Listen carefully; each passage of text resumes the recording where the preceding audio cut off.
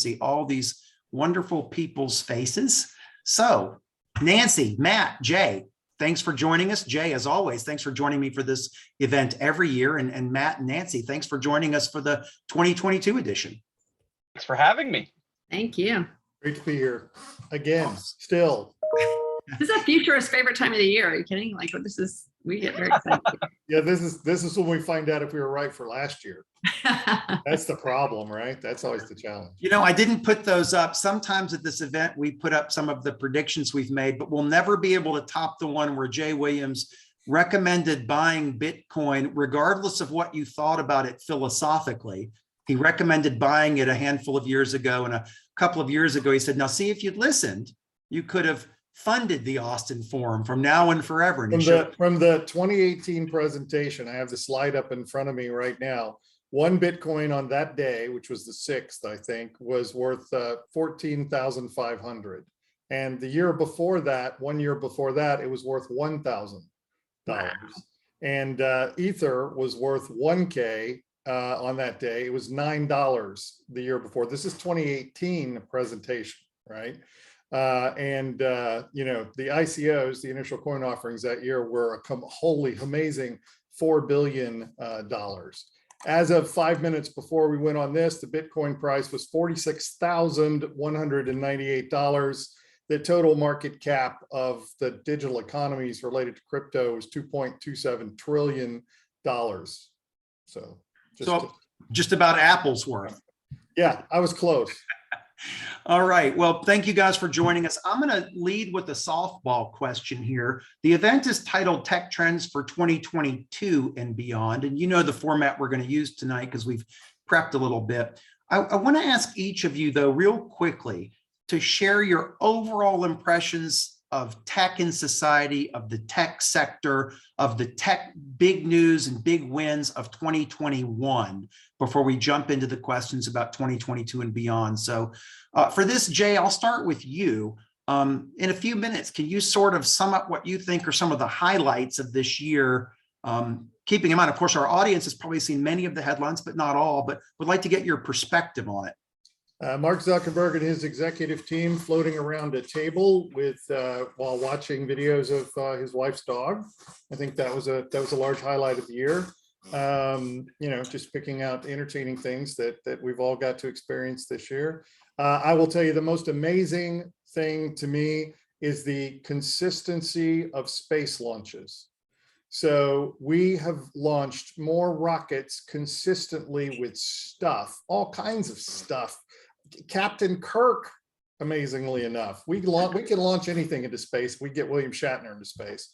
So I mean, it's amazing, all of the stuff that we don't even think about it anymore. I mean, if you haven't been watching the Webb telescope deploy itself, I mean, you could be watching The Expanse or C-SPAN. You know, you could you wouldn't know exactly which one was real, right? Because you know, the stuff that we're doing both here on Earth with all of the expanded multiverse instead of metaverse and all of the things that we're doing here, you know, and everything we're doing in space is phenomenal. I mean, it's like who couldn't be excited about, I mean, we have hard things going on as well, obviously, but you know, the other things that we're doing are so fantastic that, you know, to me, that every day it's another wonder, you know, to go look and see what it takes. And I mean, the consistency is what's amazing to me, right? As you think about just from the 60s or the 70s, where, you know, it took years to launch one rocket with 2 or 3 people on it to do one thing,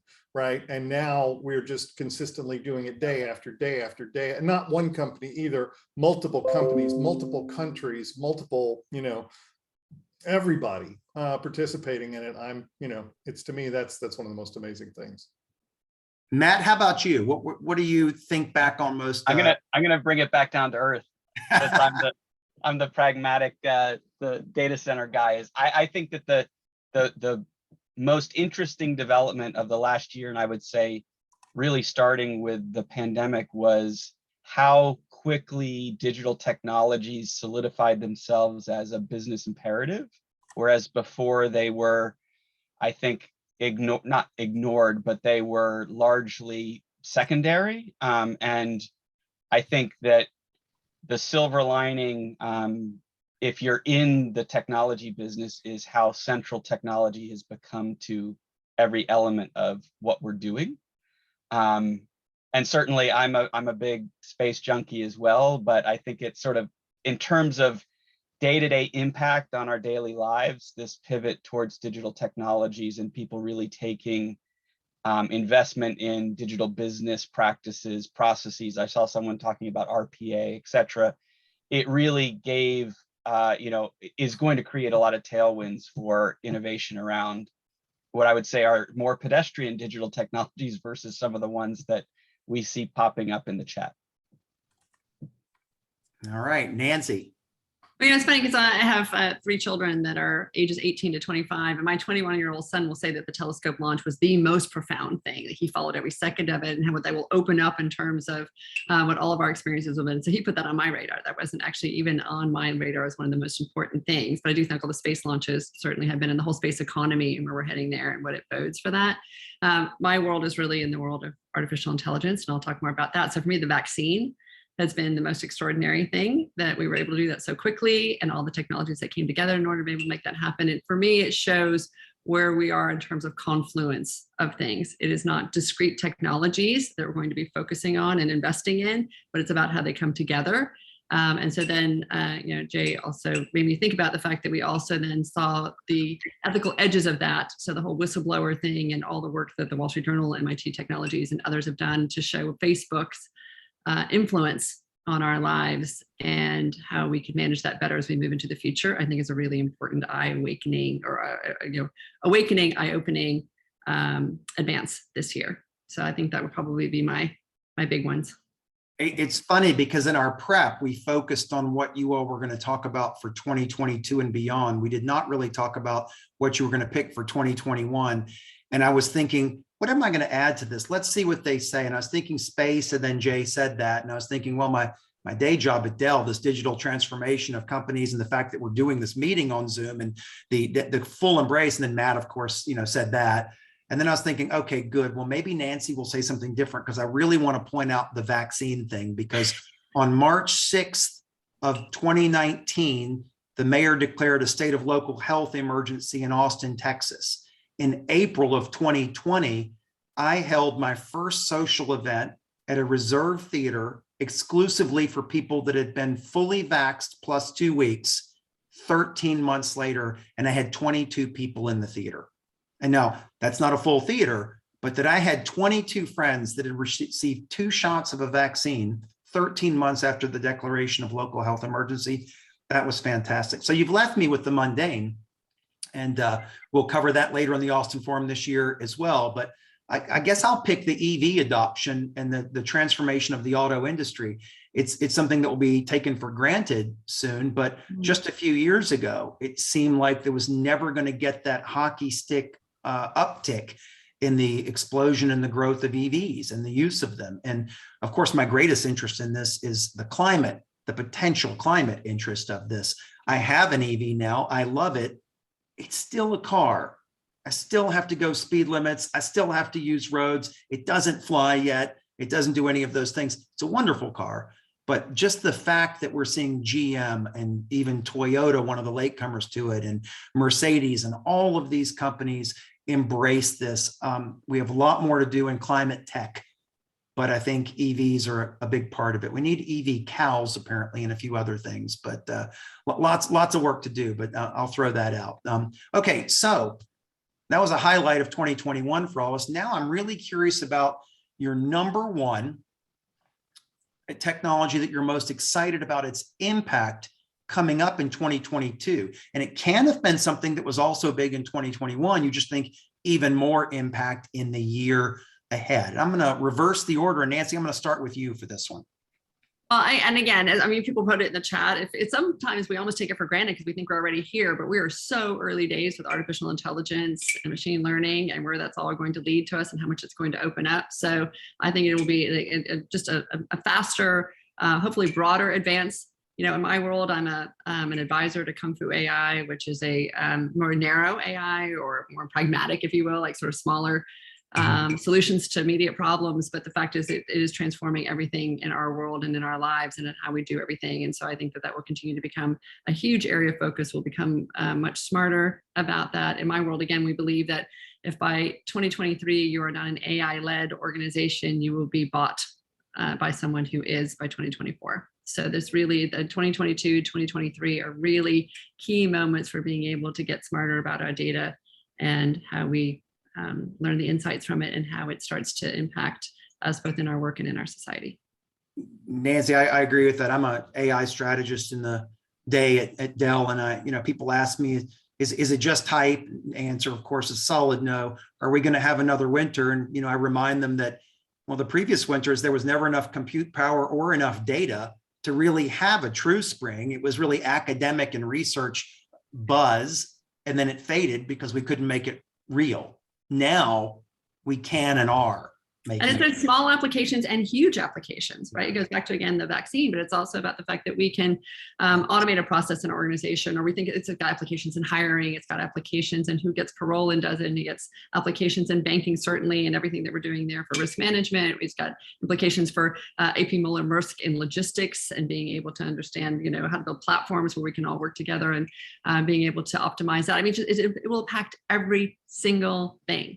That's a direct quote from Jensen Huang, I think, the CEO of NVIDIA. I think he said that it will impact every single thing. And I agree. So narrow AI in the past, broader, more general AI in the very near future. I would say broader, not necessarily general yet. General is beyond 2022. Yeah, but more general, because not truly general yet. But right, yeah. Broader applications of it and more again, combinatorial is a word that somebody used in there, but the fact that it will impact all these other areas in which we're also making advances.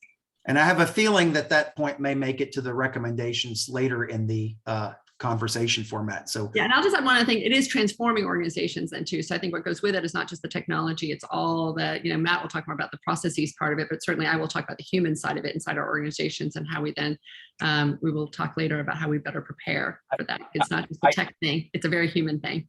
Very human thing. And I think you saw a number of people mention ethics, etc. I think that's something that needs to be central and is not taught as broadly as it needs to be. Yeah.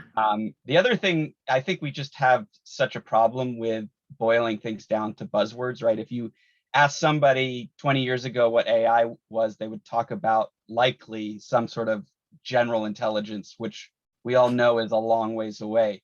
Whereas the real world application of deep learning, machine learning, and these other, and frankly, some more pragmatic algorithms is absolutely happening all over the place.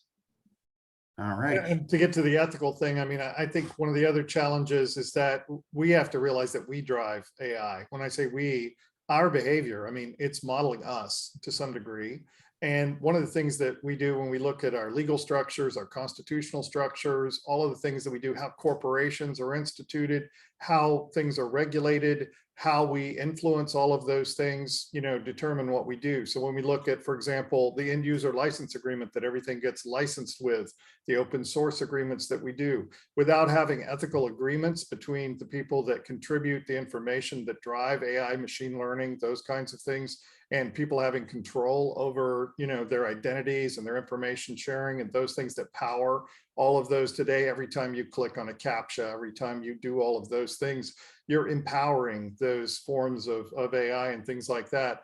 And without structures, both legal and others, to be able to connect those things together, people are always saying, well, why can't we have ethical AI, or why can't we have ethical this? Well, I don't know. I just watched a trial for a drug, company, over the past few days where multiple counts of criminal fraud were brought about, from people that were out supposedly saving lives. So if we can't do it, it's hard to expect our artificial intelligences to be able to do those things as well. So we've got to think about that whole life cycle. Well, I was going to say the big systems of which we are a part and the incentives in there to not do it well. And so, I talk a lot about the fact that we're leaving an industrial era and heading into this exponential, I call it productivity era, but it's completely different mechanics or physics than what has been in the industrial era. But a lot of those incentives and a lot of those systems were set up for an industrial world, and they are not holding us well as we move into this much more exponential world. And the business models that we put on top of these things And in addition to everything you just said, Jay, but I mean, even literally just how we monetize it and how we've decided that we're going Absolutely. to Those are all, I around mean, it. we still, I mean, corporations are just a post-feudal invention, right? So, I mean, we've got a long way to go, even the kinds of things that we do in corporations today by making them people and things like that. Are they people? What are people? How do we define identity? Many of those things. Structurally, we have almost no laws for the digital space, right? People talk about the metaverse and those kind of things. But the answer is all of those things are currently not controlled by us. They're controlled by the corporate people that deliver those things that we sign the end user license agreement. And yet at the same time, we're setting so many of the guardrails around that right now, or some of the parameters around that, which again, based on ancient ways of thinking. Someone once said about why are rocket boosters the size that they are is because they have to be able to get through a tunnel, and they have to be able to get through a tunnel because tunnels are built a certain way, because the tracks were used to built a certain way, which all goes back to some, chariots and the size of 2 horses' asses and the width of those. Like the fact that, whoever invented the first mode of transportation is still impacting the things that we're doing so many years later. I'm gonna interject moderator's discretion already. We've gotten through one part of one of our questions. Sorry. That's okay. So AI, and we're Hold gonna my dollar when this is over, Jay. That's right. We'll come back to the conversational part. Matt, technology you're most excited about, the impact it'll have in 2022. Yeah, I think the area that I'm most excited about is, we've heard this term multi-cloud thrown around, and of course all of these buzzwords are ill-defined and mean many things to many people. But the thing that I'm most excited about, this notion of the multi-cloud, is that I feel like the industry has been fixated on creating walled gardens for too long. Everyone was trying to replicate Apple's play in any area they could. So they erected a bunch of walls and started building stuff inside of those walls. And I think with sort of the maturation of application architectures and other things, it's allowing us to actually place elements of applications in multiple areas so that we can access the great innovation happening sort of in the totality in the industry. The goal around these walled gardens, while you create control, and of course, you can create a $3 billion or trillion dollar, corporation, it really stifles innovation with those walls around it. So I think the thing that we're going to see is the walls around the large public clouds and sort of on-premises deployments. Those walls are going to crumble over the next year, and going forward, of course. And so I think that that's going to unlock a tremendous amount of innovation across the industry. And people ask, well, are people really doing this? Doesn't everyone just choose one? The answer is no. This is happening right now. We've got some research from ESG Research, a small firm in New England, that highlights that 60% of folks have adopted 3+ clouds. And of that group, over 50% of them are running applications in production that are running in multiple clouds simultaneously. So people said, no one's ever going to do that. People are doing that right now. And we'll talk about how they're doing it in my next item. Well, I was going to say, can I just ask a question? Because I read a long article about some of this stuff too. And one of the barriers to that was that people getting certified in one cloud technology. And it's really hard to get them to be certified across them, or feel as though that's whatever. That becomes a stumbling block, again, back to the human, right? It's not that the technology doesn't allow those advantages, but how do you get people comfortable being able to work across that? So this goes back to the systems piece around any of these things. How do we ensure that the systems are aligned? Yeah, I agree. And I think that there's a significant architectural shift that a lot of folks who are sort of on the front wave of digital development will say, well, we've been doing that for years. The reality is like, I'm a pretty pragmatic person. To me, it's got to be adopted by 80% of enterprises before it's something that's truly revolutionary. And we're not there yet frankly, in a lot of the things that we've come up in the chat window. But in terms of real world adoption across a broad swath, we're starting to really see some significant acceleration. And I think it's due to sort of innovations around application architectures. It's also due, inextricably. I think it's also due to shared operating system technologies. Now the underpinnings of Linux and those things are now under every operating system we're doing. And with the advent of things like Kubernetes and other distributed technologies rather than centralized ones, and I'm not trying to get too technical here, but with those kinds of tools now being universally available, and, you know, frankly, the fruits of the open source movement that started, you know, almost 3 decades ago now, you know, we're finally seeing those kind of things penetrate, you know, very deeply into the way everybody thinks about things. That's also driving the entire decentralized movement as well, you know, out of everything. And so, you know, also, I think from an economic perspective, the cost of those things is driving down the expensive networks that we had before, very much like the internet took out the virtual private networks of the telcos, you know, because now there were common tools that were available that were much cheaper. And so that always makes the economic underpinnings drive the business side, drive the technology side. All right. And with that, Jay, I'm going to transition to you for the technology you're most excited about, its impact in 2022. Well, I think it's interesting. I am super excited about the metaverse, but probably not for the reason that most people think. I think that one of the interesting things about the metaverse and the discussion around it and all of the stuff around AR, VR, and all of the future of it is proving one fact that we sort of knew, but we don't think about, and it hasn't ever become ubiquitous, which is the metaverse is already here. The metaverse has been here.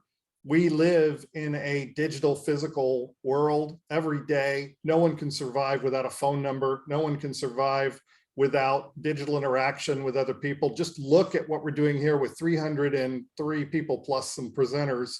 You know, tonight, this is commonplace, right? We could not function in a global pandemic without these kinds of technologies and things. And so we are all connected now in digital ways we've never been connected before.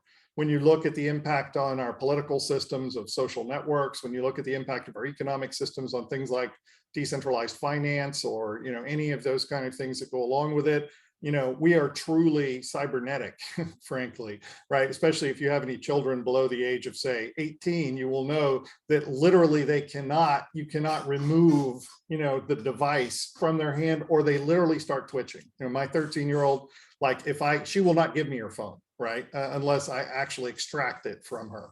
My daughter's nodding yes. Yeah. And so because, you know, it's just part of everything we do. And so all this talk about the metaverse is 5 years away or the metaverse is 10 years away and all this stuff, it's here right now. Reality today is the metaverse, right? Whatever we want to call it, however we want to describe it. We are both digital and physical beings now. And so I think for me, the most exciting thing is people actually starting to realize that that between what's happened from the pandemic situation and just the growth of our business and the way we run our businesses and things like RPA and AI and all the things. I mean, if you just look at the AI that's now entered into the operating system that's on our Apple devices, for example, that's enabled things like the new M1, M2 chips and things like that. Those are changing the nature of things that we can do with all of those devices. And so changing the way that we think about identity, right, in the digital world. For example, you can see 4 names or 5 names, counting Heather's, up here on the thing, right? You see Nancy, Matt, Jay, and you know, Heather. But the answer is you don't actually know that's who we are. We could actually be really well-constructed AIs. You know, in fact, you know, I'm pretty sure Matt is actually a well-constructed AI because look at his environment, for example. The rest of us, you know, no, but seriously, you know, we don't have any way to validate those things. We don't even have laws to prove who we are digitally online right now. I mean, if you take a look at, they're just now, Apple, you know, just delayed again putting your driver's license on the phone, for example, or even if you've ever tried your vaccine card internationally, while you have now running around with your piece of paper here in the United States, and then in using a digital app, you know, to be able to do that in a different country when you do those things. Are they transferable? Do they interoperate, right? We're barely, as Matt just said, at the interoperability level of large scale underlying infrastructure systems. We're not even close to being able to hand our digital identity across this to everyone on this call, right? I can post a link to LinkedIn over here. I could do that on IRC in 1994. Okay, so there's no difference in you sharing that LinkedIn link that people have been sharing along the things over there and what I did on IRC in 1994. But now I think this year and in the coming years, we're going to deal with those things. We're going to have better ways to do that, better ways to share, better way to own our own identities, better way, because Yeah, I'm just gonna say, can I just interrupt and say, Jay, one of the things, dive yes, in.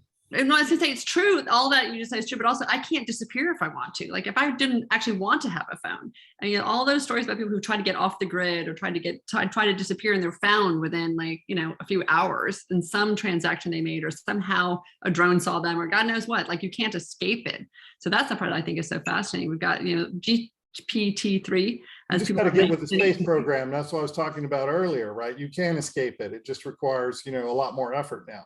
Well, right now, I guess, but it's hard. I'm just saying we're already in this. It's impossible. It's not, you can't live. That's my point. My entire point here is that, you know, for people, I have lots of friends that, you know, go off the grid. I go camping, we go do things, you know, but I mean, we have GPSs and stuff and things. I mean, it's unbelievable all the gear we cart with us out in the middle of nowhere.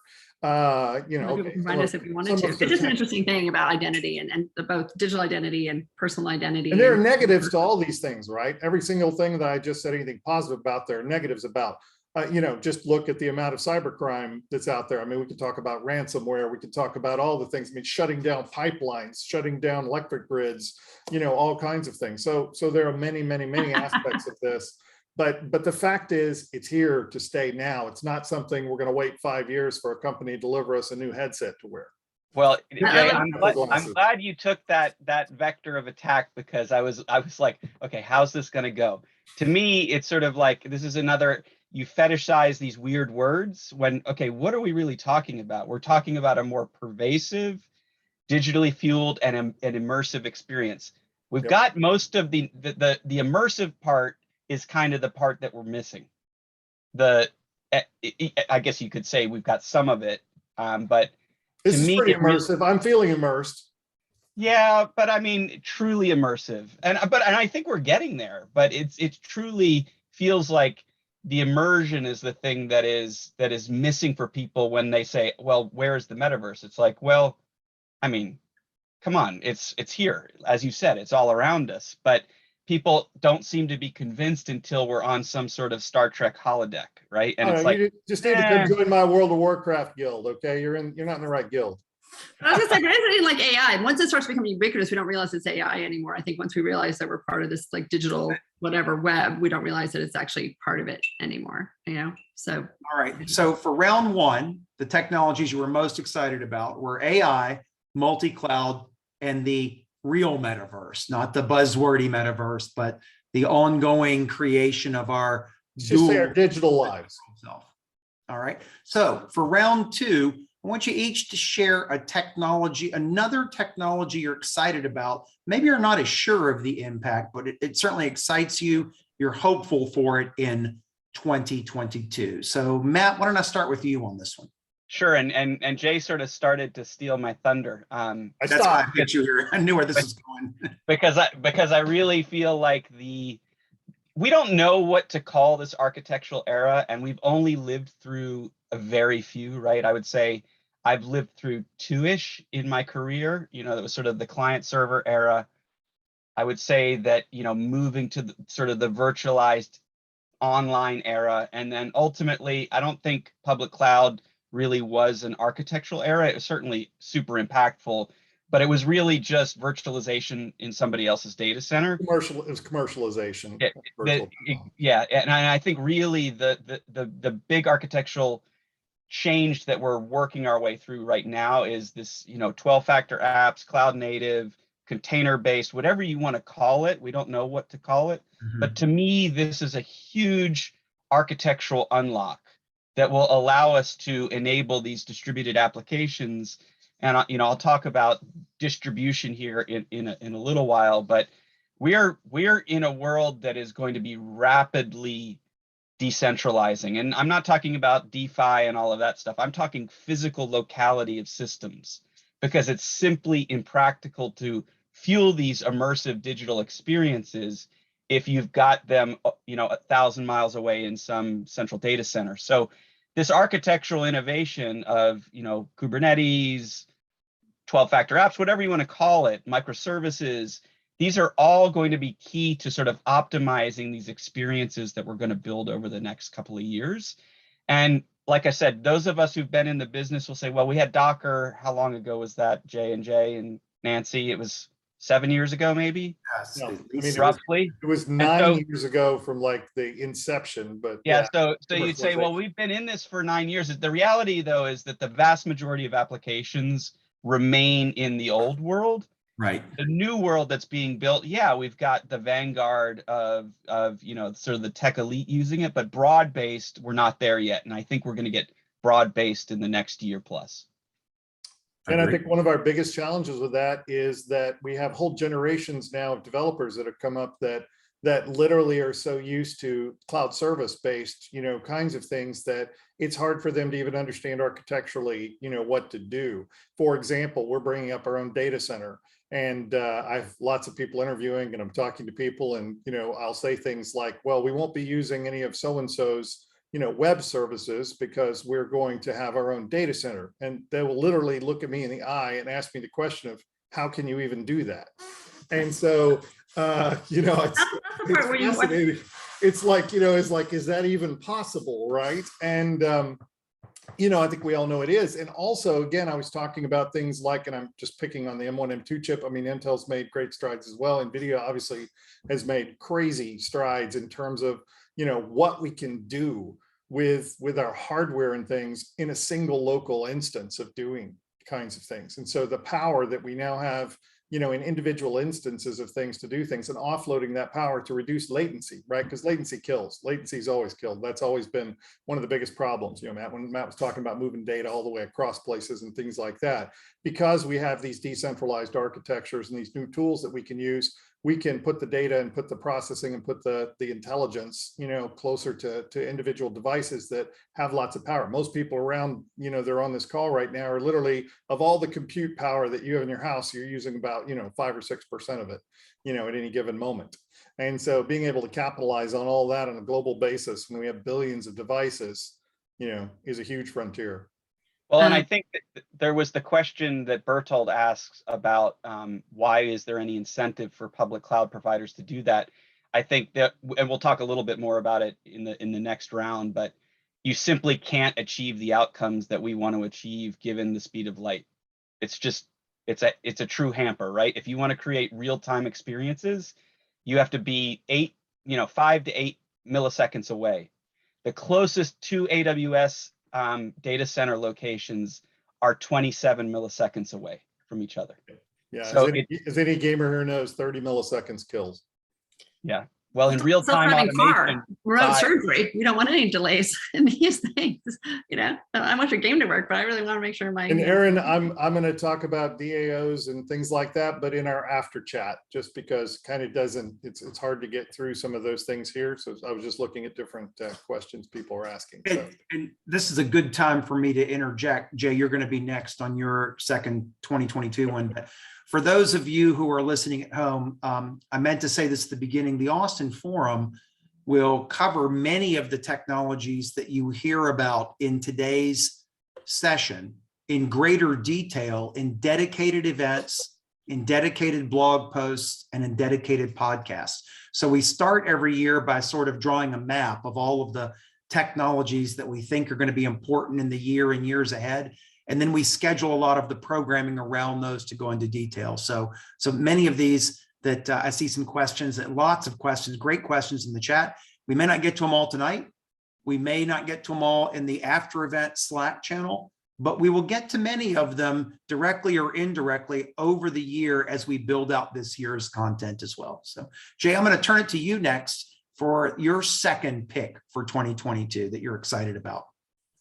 Yeah, so I'm going to build on kind of what I said before. This is something that's going to take years, but I think this year we're going to finally see the importance of two things. One, everybody owning their actual own digital identity, which will give them a place to stand in the digital world the way we have a place to stand in the physical world. I ask people this question, especially some of my Bitcoin friends and other crypto friends and things like that. What is the most scarce asset in the world? And if you think about it for a minute, people are going to come up with all kinds of interesting things. I'm sure I should have asked this as a chat question just so we could see everybody's answer and response to it. But the most unique thing in the world is you. There is no other you. You are the most scarce resource on the planet. Your behaviors, your activities, your choices, your economic choices, your political choices, all of the choices that you make, your interaction with all the other human beings on the planet, all of those things are literally only you. And so the ownership, the monetization, the power behind enabling that, you know, in the digital world, as well as we've done in the physical world through the creation of, say, the United States of America or things like that, you know, we can clearly see how that worked there. With the network effect and the multiplier of things in the digital world, when we can empower people with their digital identities to be able to have ownership, for creators to actually own what they create, for, you know, actual companies that have identity to be able to exist there, for things like decentralized autonomous organizations and associations and things like that, to be able to have a place where we can own something that we not necessarily have to have the people that own the infrastructure own what we do on the infrastructure, and all of those legal structures that need to exist to do that are going to change. When we talk about digital identity, or you hear people talk about identity management and those kind of things, those are, you know, antiquated thoughts, frankly, because it's simply trying to replicate a physical system in a digital world instead of taking advantage of the nature of the digital systems that we have available now for us to live and work in.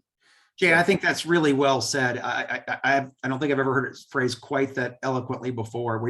There's still way too much trying to map what we do in the physical world to how we do things in the digital world. And we need to be a lot more creative and embrace those differences as opposed to trying to replicate the physical world. I mean, there are some things in the physical world that are good, and maybe uniqueness is one of those, at least for your digital ID. Well, and there was a question about, you know, what's the non-analog, what's the analog things that we really need in all of those things? And it's us, right? It's us. It's how do we connect that physical? We can't do one without the other. I think one of the challenges that many of the metaverses and things that have been created, and look, I've been there for a lot of them since VRML and things like that, were that they were purely digital creations. They were purely creations that we made to create fantastical areas for us to experience things. And we didn't think about recreating the important parts of our physical worlds, you know, in those kind of ways that we could enhance and things. That's why we went from virtual reality to augmented reality. A couple of folks said, you know,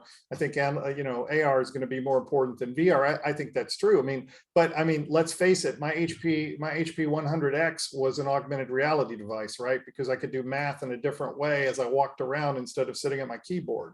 And so, you know, all of those things have been creating this augment to our reality, you know, all along the way. And, you know, the more we can do that and now recognize that as a constitutional thing, as a legal thing, as I know I've said that word a few times, but I mean, I think that's really important, because until we do that, a lot of the things we create, we can't own, we can't pass on, we can't build upon, we can't create the stacks of things that we need to do that as individuals. And so that's can I just challenge for 1 second and say, when we say the most unique thing is us, the fact is we'll have like digital replications of us, like this whole like thing again about, you know, we talk about NFTs and the art world and the world that you work in, but I wonder if that's actually really going to still be true, that we are like this individual unique thing that doesn't sort of live a digital life or can't be replicated. I think about only if we manage that link between the physical and the digital, right? That's why it's so important, right? What we've done, the reason we see replication, the reason we see phishing attempts, the reason we see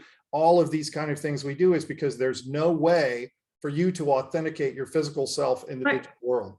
Right. I'm saying that there's a cyber side, but there's a, you know, another friend of mine who's really, you've seen that work where we go and recreate a person after they passed away from the digital footprint, the digital dust that they left. And I can sort of create an AI version of this person, have a conversation with them way after they're gone. So that's my children's worst nightmare.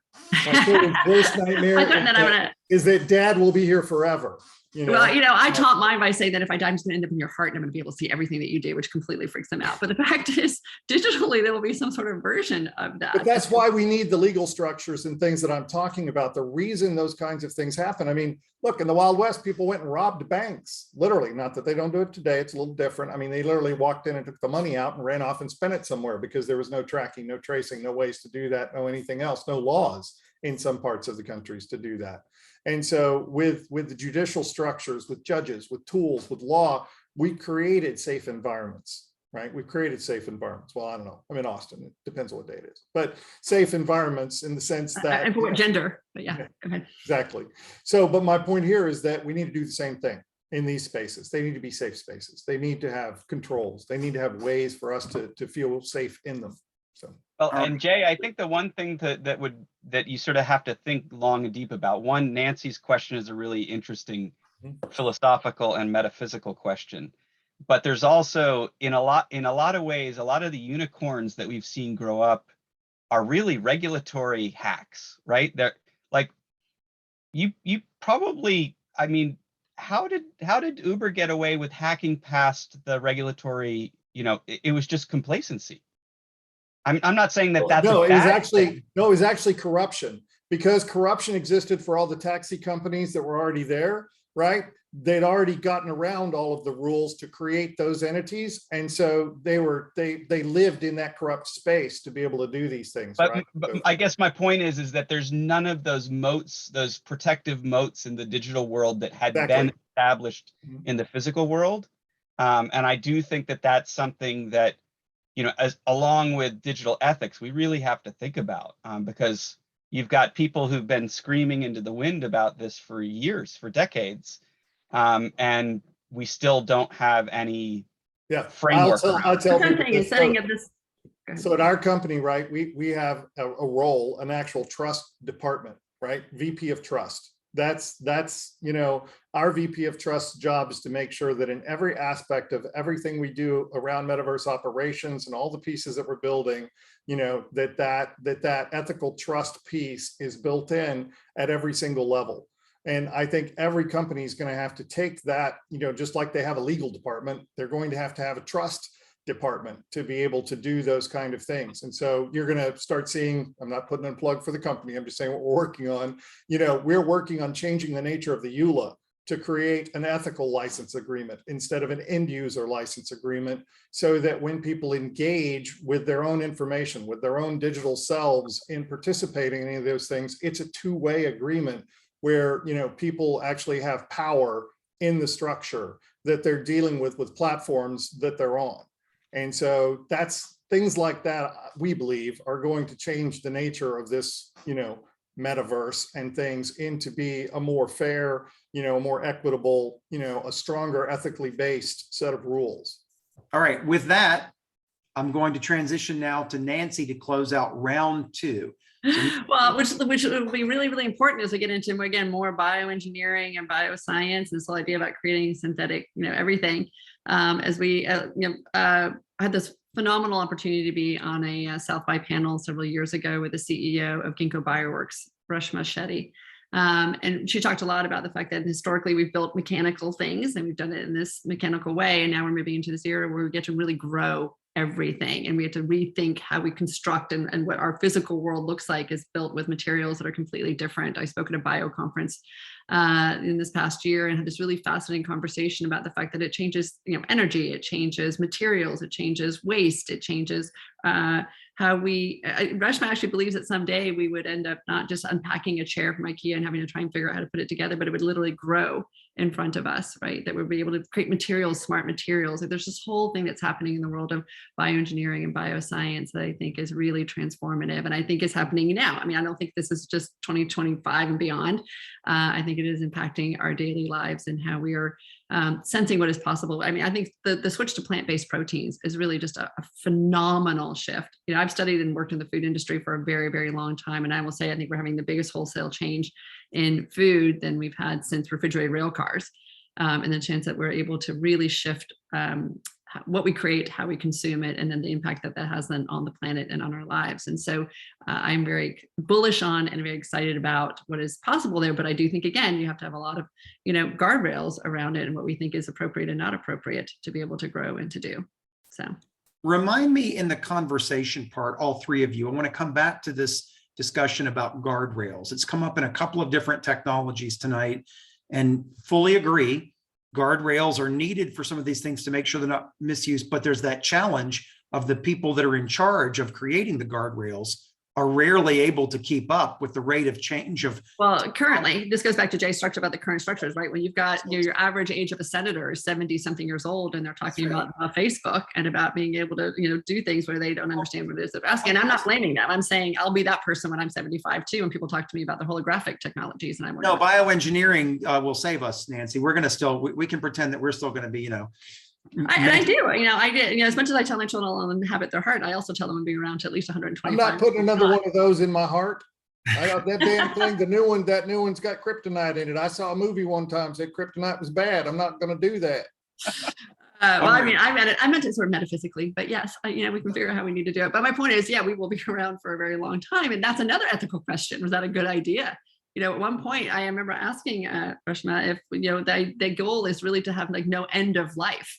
And she was sort of like wobbled a bit on that question, but we did a whole series about the future of what healthcare or health science looks like. And it went from, the things that we're doing now that are just basically being able to diagnose better, then we go to optimization and we go to becoming transhuman. And then we go to some point, is there a kill switch? Because we don't, we won't ever die. How is it that we decide that it's sort of over? I mean, it's really creepy when you think about this landscape of where it is that we might be headed with all of these kinds of advances that impact us, not just in the world around us, but literally as humans. Right? What is happening inside us, or what's happening with the building blocks of life and what the building blocks of life allow us to go create. And the reason I talk about guardrails is I really do believe we're at a really tremendous moment of inflection right now in which we are setting up so many of the parameters, systems, guardrails, whatever the metaphor is that we want to use, that generations from now will have to live with. These are not things that are just going to be designed for 2022 or for 2025 or even for 2050. These are things that are going to have impact much broader than that. And there's again, I just spend a lot of time with youth because I think youth are really important to hear and to respect. And there's a 21-year-old neuroscience student and artist who is really worried that we're going to hack the brain just because technologically we can hack the brain. But the reality is we understand the implications of what that is. Melton was putting a lot of comments in the chat about the fact that we are racing ahead technologically before we understand philosophically and humanistically what the implications of those things are. So I'm a big proponent of the fact that these technologies will improve our lives, and we have to make sure that we're reducing the incentives for them to go the wrong way. Well, the good news is we won't have to worry about generational things if we all live forever. So time won't be relevant, and we won't have to worry about the next generation because we'll all be one generation. Somebody asked the question, what will we do with young people if the old people don't go away? Well, the old people will be young people. So we'll all be young people. And so, right. So then that just brings up then the future of work and working and what that means to do in terms of our ability to be able to sustain ourselves on this planet, which we'll just get to play all day. Well, and the fact is, we'll have solar and we'll have vertically grown. Just play all day. We'll have all kinds of costs will go down. And there's a whole thing about what the world looks like, but we're going way beyond 2022, Jay. So get us back to where we are. What's the nature of the matrix? You all have already jumped ahead into the final spoilers before we get into the conversation round. So and I want to get to, you talked about the implications on organizations and humans and society, and I really do think that's an important part. These technologies don't just exist to do what they do. They're informed by and put into application into all these aspects of our lives, and how do we better prepare ourselves for that across those domains. So I'm excited about that portion of the chat too. All right. And one thing, Jay, for anybody that's really interested in some of these huge philosophical questions, we have a science fiction reading group coming up very soon, sponsored by the Austin Forum, where we'll be reading some interesting books that deal with some of these things, and we can deal with it in a context of looking some of our most thoughtful science fiction authors. Okay, then I'm going to put another pitch in there for the fact that most science fiction is dystopic and not post-topian. There's another woman in our Femme Futurist Society world, her name is Monica, and Emma can put her name in the chat, who talks so much about the fact that science fiction impacts our belief systems of the future, and whether or not we're confident or not confident, our narratives of the future. I did a whole session on that at South by years ago.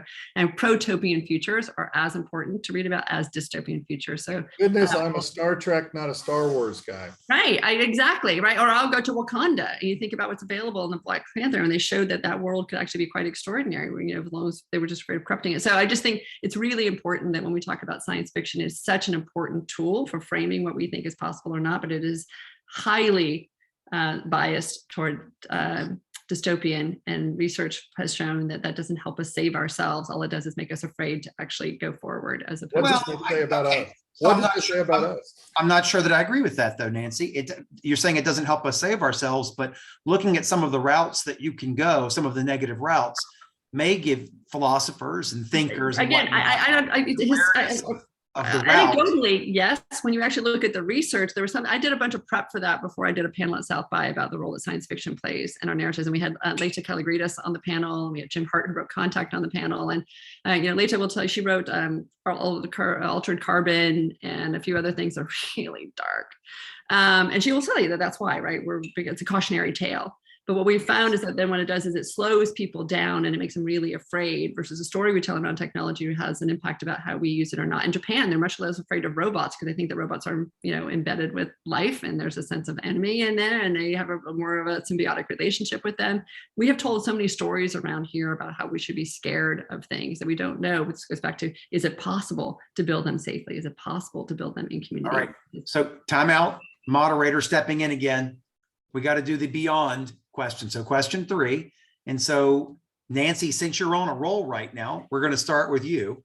A few minutes about a technology that there might be hype for it in 22, but you do not think it's going to have significant impact in 2022. That being said, you believe in it over a longer time scale, and maybe people need to start paying attention to it now, even though the rewards may come a few years downstream. Well, I'm very excited because Jay already sort of alluded to the one that I was going to talk about, which is sort of Web3, but distributed / decentralized web, because beyond blockchain. Emma's been putting some links in the chat for Holochain, which is the technology protocol pattern, if you will, that allows us to build a truly distributed web that is agent-centric and solves so many of the problems that we can't solve for now. So I get excited about that for sure. I think a lot about brain-computer interfaces, or just human-machine interfaces. I think there's going to be a whole different way. We won't be running around with our phones anymore as our thing within a very short period of time, not by 2022 yet, but I do think that we will have very different devices with which it is that we interact with our world. So those would probably be the two. I mean, you know, regenerative cities, somebody put in there, which I completely agree with, you know, hydrogen fuel and different ways of thinking about how we generate energy and store energy, and smarter battery technology. So I think there's a lot that's coming that's just not here yet that will change the way that we live. All right, Matt, how about you? Decentralization, but not the kind that Nancy was referring to. So I'll tell you, I'll just say right now, I'm a bit of skeptic in terms of Web3 and why you need all the Rube Goldberg crypto stuff to make it work. But that being said, it is a fact that achieving real-time immersive digital experiences cannot be done over large distances. And I think a lot of people here are in the industry. 5 milliseconds you can come up with just trying to get outside your city. So it really is close. In order to be in real time. So I think we're going to see sort of the great emptying of hyperscale data centers and a great dispersion of computing and computing infrastructure into the world around us, which creates a lot of interesting opportunities. I think it's fueled by these new application architectures. And, you know, I spend a lot of time, given who I work for, sort of telling people you're missing the point with this on-premises, off-premises stuff. It's neither, it's both and then some. And it's the third premises, which is this highly distributed world that is necessary until somebody can figure out how to harness entanglement, quantum entanglement for no latency communications. So, and I don't see that happening. Large scale, no latency, Yeah. you know. And I don't see that happening anytime soon. Matt, don't you think that autonomous vehicles, and I realize we don't have truly autonomous vehicles yet, but we've got vehicles that do so much more processing of the environment around them for safety consideration. I think people are getting used to that idea that computing, there is a third premises, and that's the edge. It's the places where the decision has to be applied and nanoseconds matter, right? You don't want a cloud data center determining whether your EV has to deploy an airbag. Not a good thing, right? No. I mean, latency, Jay said it, latency kills and always has. We've been satisfied with non-real-time digital interactions, but I think that we're, increasingly because they were static. Because they were static. I agree with you, Jay. And as you get into these real-time, immersive, interactive experiences, there's no tolerance for that. And think that the one that I give an example of is there are companies who are using machine vision on manufacturing floors to automate and provide safe environments, right? And sort of like, don't put your head there or the machine will crush your skull kinds of things. And that machine vision is there. And as soon as something comes into frame, that line shuts down. Like, you don't want to wait, 100 milliseconds for your packet to get to Seattle and back for that decision to get made. And so it is happening right now. Especially when the fiber was cut this morning. Especially when the fiber was cut this morning. True. So one thing about that, and I kind of, to kind of feed off of this conversation into parts of my other conversation, is that the societal impact of all these technologies, particularly the ones we're using today and those things, are going to change the nature of our communities. I mean, the nature that we interact, the way I watch my kids interact with virtual school, for example, just the radical change. I had one that graduated in the middle of the pandemic from high school. The shift in what goes on and the way our behaviors change and our cultures change, and the way we use more and more technology to try and augment those gaps, right? We have to fill those gaps that we had before in these things. So now we have to think more about security, about our identities, about our things. How do we organize our cities? Just look at the movements that you've seen over the past 24 months, in any country that you want to, where people are moving to different areas, more suburban, if you will, or out of the cities or towards a city or around a city. I mean, we don't even know what it's going to look like, right?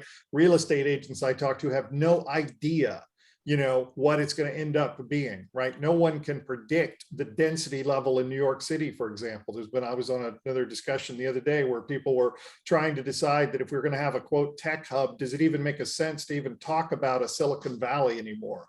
Does it make any sense to talk about Brooklyn or wherever, that's going to be a tech hub? Is that even going to be a thing anymore? Does it matter? And so the impact on that, we have no idea. This is the Industrial Revolution moving into a different kind of production world. And there's a great book by Thomas Kuhn, if you've never read it, called The Structure of Scientific Revolution. And it's about how people began to stop thinking about a Copernican universe and think about a Galilean universe, and what the shift was between those things and how long it took and what the parts were involved there. And certainly we've sped up a lot of things, but human acceptance of change is not necessarily one that we've done a really good job of speeding up. So all that transitional stuff that goes on. I mean, this is the Austin Forum on Technology and Society, as Jay likes to point out all the time.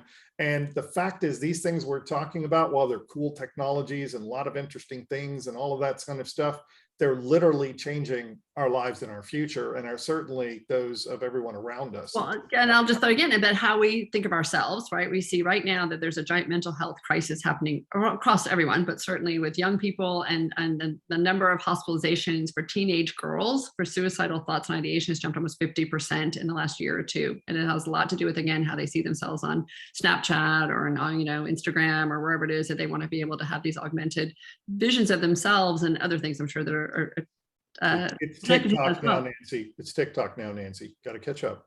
True, but TikTok is and again, in fairness, I don't spend time on TikTok. Right? Yeah, exactly. That's what I'm saying. I augment the way I look, the way I do on Snap filters and the way we do with Instagram and others. But the idea that these technologies are impacting our sense of self, and they're impacting the way that we act with others. How much this whole conversation about surveillance parenting, right? Thank God my children are a little bit older right now. I didn't have, that stuff, but I've known people in Austin who are tech leaders who talk about the fact they've got cameras all over their house. They can see anything that their kids do. And they think that's a really awesome thing.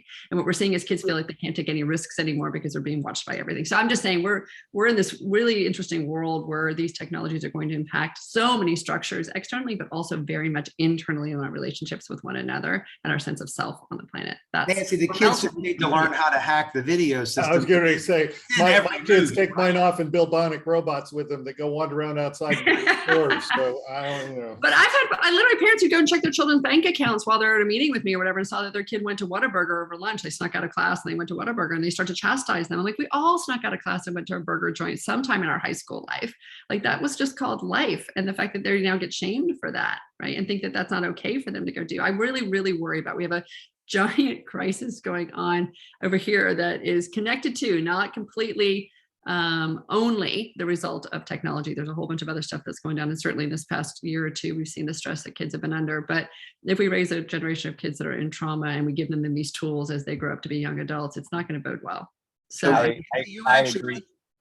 Sorry, you're actually, Nancy, you're actually leading us directly in to the final part of this, the conversation round before we do the Q&A with the audience. And this is perfect because in the conversation round, I prepped the speakers ahead of time that I wanted them to talk about the implications of these technologies and the integrations of these technologies in terms of recommendations for what we should do in our companies and organizations, what we should do in government, what we should do as individuals. And Nancy's already going down the topic of parents here as well, and kids. So I would like to turn it over to the three of you now, and it's a general question. Let's talk about what your recommendations are, and we can go in any order. You can start with individual companies, government, et cetera. But what are you thinking about needs to change in 2022 to take advantage of these great technologies to get the maximum impact and the least negative impact? So I really want to hear what Matt was about to say about my things. So Matt, I don't know if you can say it in 15 or 20 seconds or less, or if you want to. Well, no, I was just going to say that I agreed with you that we do have a crisis, and it's not just the pandemic. We do have a technology crisis. And I think that, and I'll just start in on the sort of societal things to consider and recommendations is we do not invest enough time and energy in sort of the ethics of technology and sort of the implications of all of these great changes. And while I love the focus on STEM, STEAM, and all of that stuff, we have stripped liberal arts out of scientific exploration, which I think is a massive, massive failure. If you do not have an ethical framework sort of built into you, you're going to not behave necessarily. That's different than moral, right? We're not talking about moral. We're talking about just understanding reasoning. My daughter is at a school that is very research-based and very science, and she's home now for, she's in college, but they've got a couple of weeks online. So I got to see the syllabus of her classes for critical thinking and how they're teaching, how you structure arguments and all that. And like, gosh, she's living in a society where she doesn't see any of that actually being played out right now, right? But at least she's at an understanding that there is a framing for that. And we're thinking about philosophy and we're thinking about epistemology and all these things that I'm so grateful that she is getting along with her neuropsychology stuff. Because I think that will be the really the center of what. But I do think that we have to ask those questions and make those investments. And I would say that our university school system could do a much better job of driving those requirements into educational frameworks.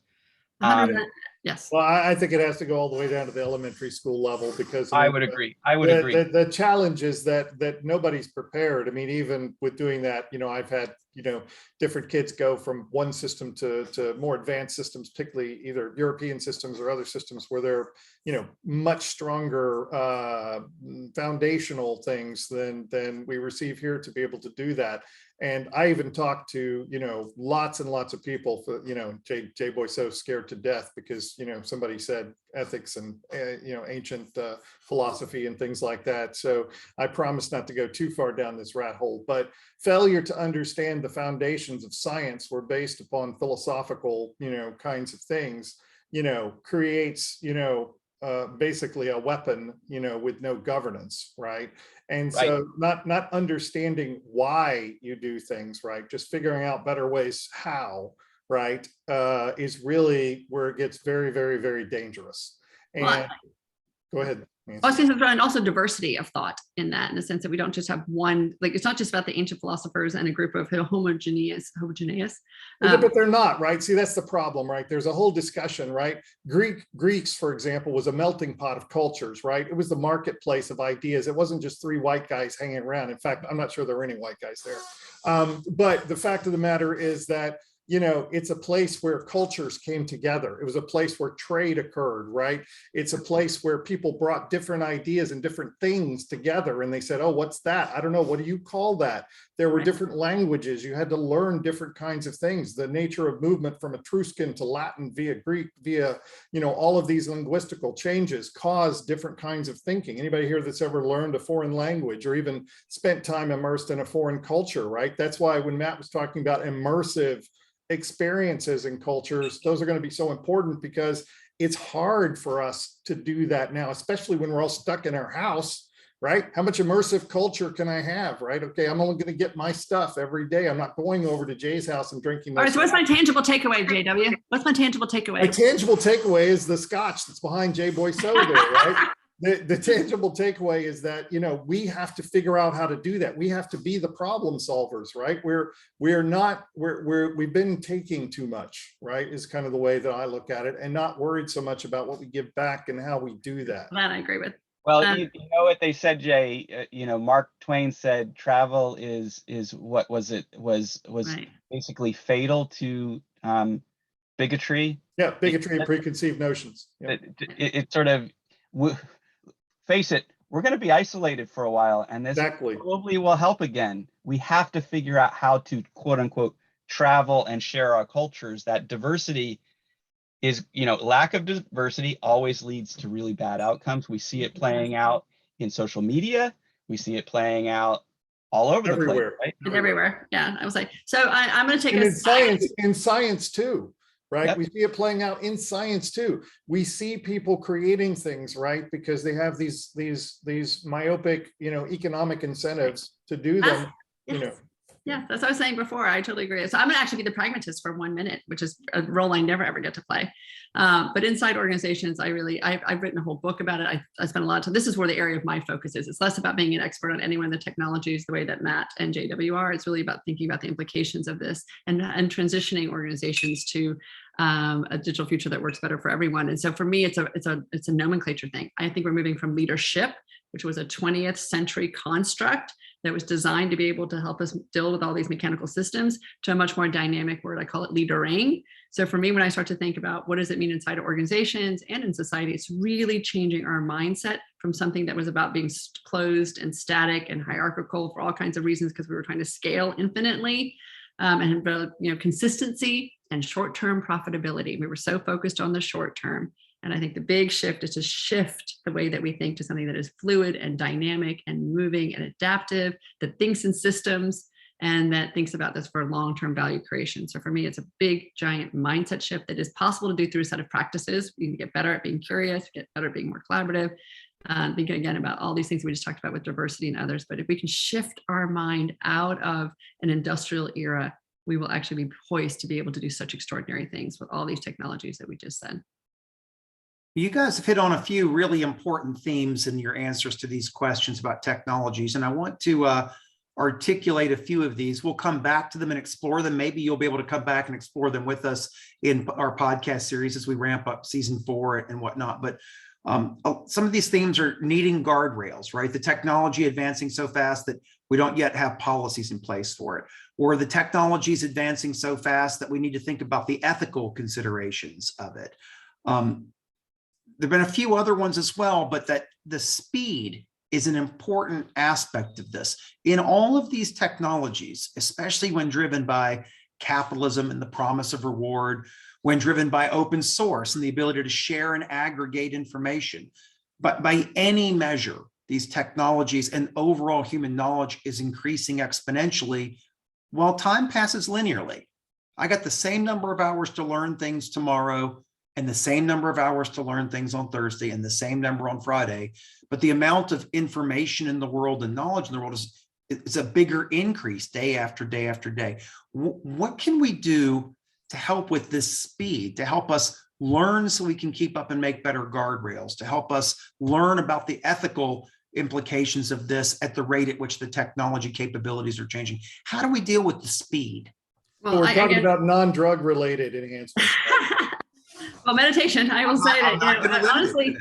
being able to not get so overworked, I think people get overwrought and they're so afraid of this thing that you just described. And so I do think there's this whole idea about sort of stepping back too. Another wonderful person here in Austin, Shaku Salemavakar, we'll talk about if we can, take care of the center, you can handle the chaos on the edge. So I think remembering to just take a deep breath and like get grounded and realize that we actually do have a lot of innate wisdom, and there's a lot that we can draw on, and certainly getting more clear with our values, because I think that each decision that we make that is very values driven, make sure that then we are headed in the right direction, even if we don't know then one that comes after that and the implication of the thing after that. If we really are much more connected and don't bifurcate and say, I'm a human being over here, but I'm a technologist over there, or I'm a corporate leader over here, or I'm an entrepreneur over there. Those things need to be much more aligned again with one another. I think becomes a really, really key part of that. And there was something else I was going to say now. I just went off the track. So I need my augmented brain to get me there so that I don't forget my thoughts. Nancy, I thought you hit the nail on the head though of what you do. You can't do it all. You have to trust in others, which means you have to change. I was going to say network effect, right? You have to change your organizational construct so that it doesn't have decision-making bottlenecks. Exactly. And the one thing that I love about where I work is that it's a very flat, empowered organization.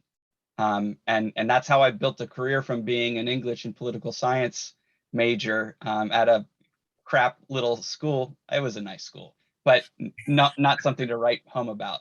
To what I do today is because I was given a chance to help make decisions on any scale. So to me, it's if you're in a rigid hierarchical, multi-leveled, organization, you're not going to be able to move fast enough because the decision maker at the top is 10 steps away. So I think your discussion on organization and organization culture is super important. Well, again, we talk a lot about being able to sense and respond in real time. And the only way you can be able to sense and respond is to be closer to your edge. The same way you were just talking about latency in technology, it's latency in information that gets both sensed. And in org structures, yes. Exactly, brought through the organization and then responded to. So how do you distribute that in much more effective ways and build ecosystems of learning and support? You are not going to be able to do any of this work on your own as an organization or as a human. Really, it's about investing in those relationships inside and outside ourselves and our organizations that allow us to have the combinatorial effect of that learning. We can't, again, do this all by ourselves, but we don't invest in time. We think that that's a waste of time. And I think it's a really critical. And a lot of that's because of two things. I just want to make one comment. A lot of people all the time say that capitalism is driving the speed thing and everything else, or the advances in technology. Authoritarian governments do this just as well. They just have different purposes and reasons for doing those things. If you have any question, you can just look to the east or to the west or further wester and see these technological advances going on. Certainly, if you're in cybersecurity, you see them every day. But more importantly, one of the challenges that we faced is that we've promoted specialization over generalization. And so because we keep becoming more, and there's so many things, right, we believe that we just have to keep shrinking down our focus, right, to become more and more specialized. This happens in platforms. I'm only going to know AWS, forget Azure, right? Because you can't learn it, right? People say, why don't you learn 5 of those? Well, I don't know how many programming languages I've had to learn, but I'm done. Okay, don't give me another one. I don't want to see another one, especially one named after an animal. But anyway, the fact is that we've got to stop, right? We've got to decide at some point that there's a level of specialization and there's a level of generalization, and we have to have both. And you have to value both. That's right, value-wise, right? I mean, we just have to make that decision as a society that it's okay for us to spend part of our time as generalists. I mean, I think, frankly, we have this problem is why a lot of people don't vote. They don't have any understanding of the process anymore because there's no time. Who can figure it out? I mean, I don't know. I used to just watch these little PBS shows, I'm just a Bill sitting on cabin. I'll be like, oh, the little Bill just walks up the hill and everything. That's how it works. Now, how does it work? I don't know. It has something to do with people yelling and a filibuster, and I don't know what it does. But anyway, my point here is that level of specialization has got to be valuable. but the level of generalization has got to be valuable as well. So Agreed. All right, we have 2 minutes before we go to Q&A, and Q&A is very important. We want to give Yeah. all of our attendees, and we have over 200 attendees who've held on for a long time. There's a lot of questions. One of them is going to win a South by badge. But before we get to that, I want to do the lightning round. A suggestion. I'm not even saying your top. We've covered a lot of ground tonight, but a suggestion for every individual who has attended and stuck with us this far tonight. Then I'm going to come back around and ask you for a suggestion for their company or organization to be more effective with these technologies. So individuals first. I'm going to start in the order on my screen. Nancy. Curiosity. Just really, everybody will tell you that the key is to be more curious, but it's not just individually. And so you read more books, but it's meeting people, it's asking questions, it's wondering what if, and being open to wonder versus quickly resisting. And I will add another one for the corporate, but I will also say it's about incentivizing that inside our organizations, because we often shut it down. We just talked about it in schools, throughout every system. If we can encourage people to ask what if instead of why not, that'd be really helpful. Matt. Critical thinking and challenging conventional wisdom. All right. And Jay Williams. Listen, one of the hardest things today with all of this stuff is that we want to engage, right? We're triggered. We want to leap in. We want to respond. We want to do things. Take 5 seconds, right? Just 5 seconds, right? And listen to what's coming at you from the other thing, person, stuff, thing, anything else, and just think about it a second before you respond. Because I just see so many things spiral out of control because everybody involved is on such an edge and trigger happy and everything else that, almost no matter what it is, whether it's even at work or play or wherever, we escalate so fast now. So I love Vivek's comment in here, which I think is really great, which is the idea of being able to be comfortable not knowing yet. This idea that we feel like we have to be certain, and we think that either our job depends on it or our credibility inside social media depends on it or whatever it is, that we become so locked in what it is that we know and what we think we know, and we aren't open then to this other piece. And so this ability to be able to be comfortable, and Brene will talk all about vulnerability, but to build inside our structures, inside our organizations, again, that it's okay to not know yet. And to be curious enough to go find out. I think it becomes really critical to that dogma. All right, those are great answers. I was expecting some tech context, but I love the answers I got, which were be curious, listen to address that curiosity, and think critically about what you've heard and what you've learned and collected about it. So your recommendations in terms of technology. By the way, Jay, is the essence of the scientific method, so it was technological. I understand that. That's why I didn't step in. But I am going to ask you what recommendations you've got for the people in this audience that are in tech companies or they're tech professionals in companies. What recommendations do you have for them about the technologies that you're excited about in 2022? And, Nancy, I know you've already brought up the point that I'm sure we all agree with, that AI went from a curiosity to some pilot projects to soon it's going to be one of the leading technology enablers in all companies that succeed. So you can't say that one. No, I'm not going to do that one. Actually, I'm going to leave the tech ones. I'm going to actually, can I come in? I want to be the closer because they're going to talk about the tech, and I'm going to bring it back to how we hold that tech. All right, Jay Williams. Yeah, so don't be specialists, hire specialists, right? So many people say things like, well, we need to get, machine learning in our company. We need to get AI in our company. We need to get blockchain in our company. We need to get XYZ in our company. The fact is, focus on your business challenge that's there and get specialists to come in and help you understand those technologies that have actually done it before. There's no more time for you to try to create a company full of every technology that you possibly need. It's impossible. And so recognize that fact and, be the generalist around and the specialist around your business value proposition and bring in experts to help you with the technological specialization. Matt. If you're not a developer, get to know the developers in your organization. And if you're a developer, get to know the business leaders of your organization, because there's still a gulf between those two that we need to close. Like if we would say technologies, I'd be like, get to know Kubernetes, get to know sort of what it means to be multi-cloud, get to know about data fabrics and data pipelines, all of that stuff. But really dependent on your role, where these things intersect. We've been talking a lot about the intersection of the physical and the digital world, where I think that's where a majority of real problematic friction starts to begin.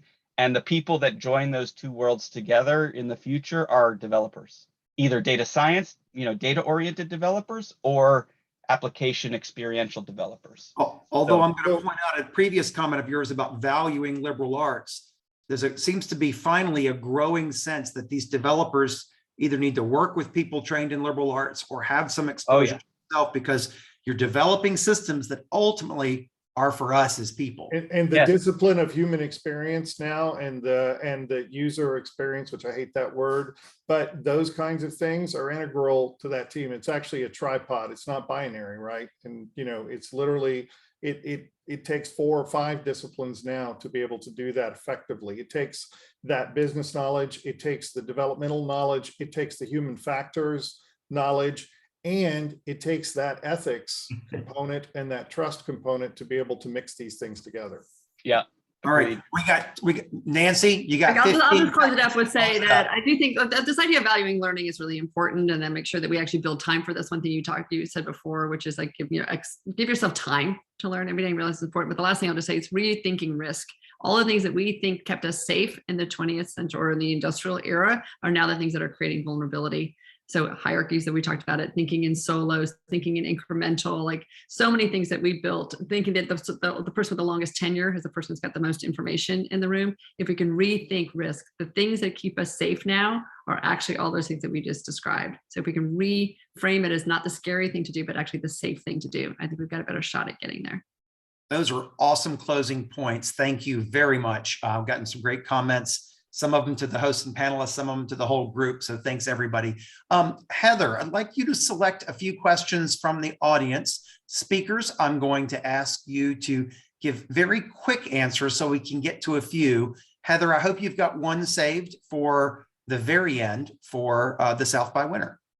I do. And I know there's a few more questions that people have submitted. If you have more questions, please be sure and put them in the Slack channel. Yeah, we're going to try to get answers to more of them after the event. In fact, Exactly. we're just going to turn Jay Williams' AI clone loose on them and answer. All right, so I'm actually starting at the top and kind of going down with one saved. This question comes from Kat Mandelstein. Her question is, what technologies do you think will help solve some of our toughest societal challenges like climate change and pandemics? Can I just say AI again? Can I just Sure. I was going to say, I think this ability to be able to troll through vast amounts of information and understand complexity and be able to get clearer on complex systems, which we can only do if we have some augmented technology that helps us, will get us closer to those. I'm holding out that we're going to find a technological solution to climate change because I don't trust our human ability to get there. Okay, and I'm going to ask Delaney if you wouldn't mind posting, there's the actual link to the Slack channel. I think one more person needs that. So Nancy, I'd just like to respond to that because you said something that I think is slightly counterproductive. Okay. Because somebody asked, how is hope increasing in one of the things over there? And this is where that trust thing comes in again. One of the things I think every action that we do today, if somebody asked me, what could you do tomorrow morning to wake up to do something better? I would say, try to figure out how to trust one more person. Try to figure out how to trust one more system. Try to figure out how to trust one more thing, because we've been deconstructing trust so much for the past 50 years since the first, even longer, since the First World War. We could pick any time we want to, 1912, say, oh, that would be Einstein. We can talk about that later. But my point is, we need to reconstruct trust. We need to put that at the heart of what we're trying to do, because machines aren't going to solve these problems. Technology is not going to solve this problem. At the end of the day, we're all still going to be here as humans. And creating those trust structures to be able to allow us to do that. Some of those will be biological, some will be powered by AI, some will be powered by all the things we're talking about. But at the end of the day, that trust structure has to be there for all that to work. Well, and that point on critical thinking is, and what I was going to say is sort of question everything and everything's motives, is that there is a war on trust that is being waged by bad actors. And so it's also important to question, like, I want to trust more. What I want to do, though, is I want to get rid of these bad actors who are waging war on trust and breaking down what has helped bond society for really bad reasons. But again, I know it helps Actually, me. when I sometimes go I'm back- afraid they're just moronic reasons. I wish they were all, if I thought they were all Dr. Doom or, somebody out there trying to do that'd be one thing. But a lot of times I think it's just crude, wealth creation. Well, the question will be how about our literacy around that. I go back to, if you look at Jefferson and Hamilton, they tried to call each other out via anonymous pamphlets from the very beginning. They tried to misdirect, right? They tried to convince us that the other person was a bad person. They made salacious, comments about the other. Right. Sometimes it works. Also great. Yeah. Right. But it helped me to realize that we have gone through these periods before, and we become more and more literate in being able to see through the BS. I'm allowed to say curse word, right? So BS. But here's the thing, like someone brought up GPT-3, the deep fake world and synthetic people, synthetic media, synthetic way of creating data is going to be a huge problem in this world that we're heading into, because what we think of as trust the science or trust the person or trust the whatever will come from sources that look legit. And they aren't. They look like they're coming from someone's mouth, but they won't be. They'll look like in a scientific paper. I'm going to close this question so we can move to the next one. Sorry. So actually, those answers addressed pretty much the next two questions that I had. So Awesome. Great job, guys. All right. So, so I'm going to move on to this question is from Sudha Reddy. How will GDPR impact multi-cloud implementation? I think it will accelerate multi-cloud adoption. I didn't mention, I mentioned the speed of light as being the primary motivator of distribution, but there are also regulatory challenges, and GDPR is just sort of an opening salvo into what the European Union is planning in terms of data sovereignty and regulation. There's a whole thing around a framework called Gaia X, which is, I would say, is GDPR on steroids, that is really driving the need for, in essence, national or at least sort of economic area, EU. But I think that there's two sides of that, though. One is the protection of you as individuals and your right to disappear and your right to have your data not abused. The other side of it is something that I worry a lot about, is technological nationalism and sort of the deglobalization of our economies. And I think that that's back to the war on trust. We're sort of going in the wrong direction potentially, particularly around global talent. But anyhow, I sort of digressed. I think that GDPR will drive multi-cloud and has already. It's why you have someone like, why am I blanking out? Help me out here. The big provider based in France, cloud provider, who had that spectacular fire that took out half of Europeans' internet sites. But anyhow, that company exists because of GDPR. And the other thing, just to build on the GDPR, California Privacy Act, insert all these things. All of these things exist because, and I know I'm sounding like a broken record for a brief moment, there's no structure for identity, right? The reason those things exist is because we don't have a way to assert our legal ownership of our identity and the things attached to it. This is a problem with synthetic beings as well. If every synthetic being had a digital token that was assigned that's connected directly to the physical object that they were attempting to represent, we could validate and invalidate synthetic beings like that. Okay, so these structures are being worked on, thought about. Gaia X, very interesting. I mean, I've talked to people about digital human rights and the structures that we need to have about, doing those kind of things. And so those are all mission critical. The reason we have GDPR and DMCA and all of those kind of things is because we don't have digital legal structure, right? I mean, that's agreed. So. All right, Heather, I think we need to move to the South by winning question since we have just a few more comments after the presentation. This question comes from Scott Alvarez. And is Scott still on? We hope. We would all applaud you, Scott, if we were in the same room. Okay. Safely assuming that many of the tech trends we talk about today exist 5 to 10 years from now at scale. What should we be doing now to educate, prepare, and include children, young adults that will enter the workforce during that time? We may be building or sponsoring this growth, but they will be the ones to use it as part of their everyday lives and accomplish more in their lifetimes than most of us can imagine. I'm so glad you picked that question, Heather. That is the winning question. That makes me so happy. And again, I could talk about this for 2 hours. So do you guys want to jump in and I'll close with whatever you didn't add? Well, I think it somewhat goes back to what we were, Jay said, we have to blow this all the way down to, sort of the kindergarten. It has to start super early. And I do think that to some degree, focusing more on critical thinking skills over, sort of this crazy test-based, you got to know your maths and we're going to test you annually to make sure you're compliant, gets away from the spirit of learning. So to me, a lot of it is we absolutely need to build, and raise our little humans to be great critical thinkers, because they're going to enter into a massive information onslaught that we haven't figured out how to deal with, and they're ultimately going to inherit. And I hold great hope given what I see in my daughter, who's now 17, how she's developed, but that takes real effort, and it takes, real focus on ensuring that we have the right kinds of conversations, and she's sort of in this sort of diverse landscape of disciplines and questions and, cultures, etc.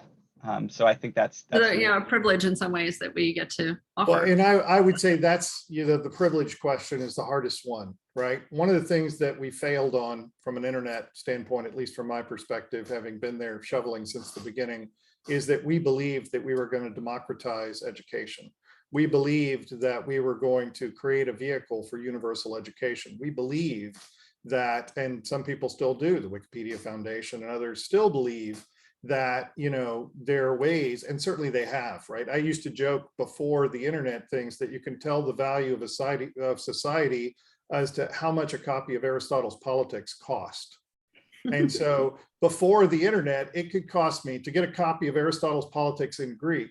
It could easily have cost me $50 or $75. Now it's free, and therefore its value is zero. And so, we need to restructure that whole equation to say that the value of critical thinking, the value of those tools, not only should they be hugely valuable, they should be fully distributed, right? They should be fully distributed. We have the capability to fully distribute all education to everyone, right? We do have the ability to do that. It's just as important as food distribution, housing distribution, everything else, because without equitable learning, no one can achieve equality, in terms of structurally running the countries, running the governments, running the companies, running themselves, right? So to me, that's one of the most important things that we have is education, and how we manage to create an equitable structure for delivering education to every single human. Forget color, race, creed, things, wherever. Martians, bring them all. I'm going to take it down below even kindergarten. There's beautiful work done by Rianne Eisler. She's been around forever, but she wrote a book called Nurturing Our Humanity that talks so much about the fact that literally from birth, that we invest in 0 to 5 and actually in the neurological development, and build these care structures, like being able to make sure that children are not in poverty, and make sure that they're in homes that are safe, and in parts of the world where they aren't being bombed. And the fact that we can actually try and, but even if you can't deal with all the geopolitical, it's just the fact that we recognize that educating and giving quality care to children 0 to 5, it becomes a really key thing, because that's when the brain is so formed and primed. There's another book I'll recommend reading called Your Self-Confident Baby that I raised my children with, Magda Gerber's book, around building respect for children from the moment they're born, and a sense of agency from the moment they're born. So we're not always impressing upon them this stuff, but there's a sense that they actually have, that they can trust themselves. So people always ask me about how I can raise children in a world that feels like it's so volatile, like in critical thinking and STEAM and STEM and all these things are important. But I go back to that there's 5 qualities. Again, it's nurturing curiosity. When a kid's in a museum and wants to do what they want to go do, not pushing them to go do what we want them to go do, right? Curiosity, agency, empathy, grit, and integrity.